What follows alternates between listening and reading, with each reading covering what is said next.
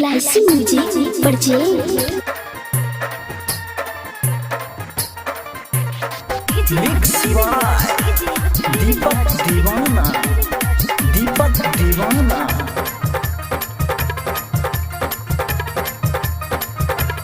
अहिलई ठंडी न देह में तोरा सटतौगे अइलई ठंडी न देह में तोरा सटतौगे एगो चुमा हमरा द दे ठोर में फटतौगे एगो चुमा हमरा द दे ठोर में फटतौगे अइलई ठंडी के देह में नहीं कोई सटतौगे अइलई ठंडी के देह में नहीं कोई सटतौगे एगो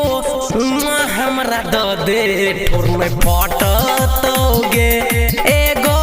चुमा हमरा द दे ठोर में फटतौगे छौरी चुमा दे दे के छौरी दे दे के छौरी दे दे के छौरी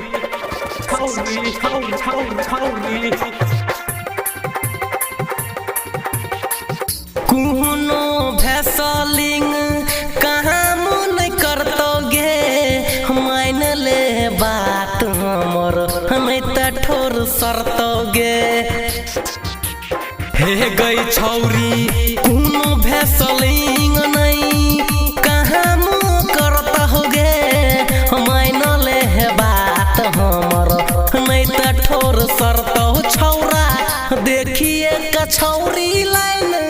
काटतोगे छौरा देखिए कछौरी लाइन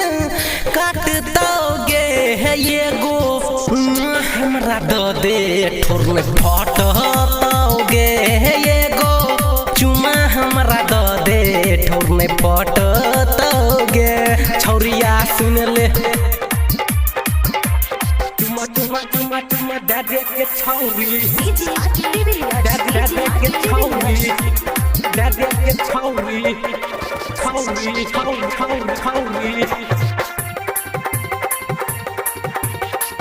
जार में उघार नहीं राख समान गई उमर छो तोहर छौरी छही तू जमान गई हे गई छौरी जार में उघार नहीं राख समान गई उमर छो तोहर छौरी छही तू जवान गई राजू रंजन तोरा से दूर हटतौगे दीपक गुंजन तोरा से दूर हटतौगे एगो हमरा द दे ठोर में फटतौगे एगो चुमा हमरा द दे ठोर में फटतौगे छौरी दे दे चुमा LIC music recording studio Triveniganj Supaul.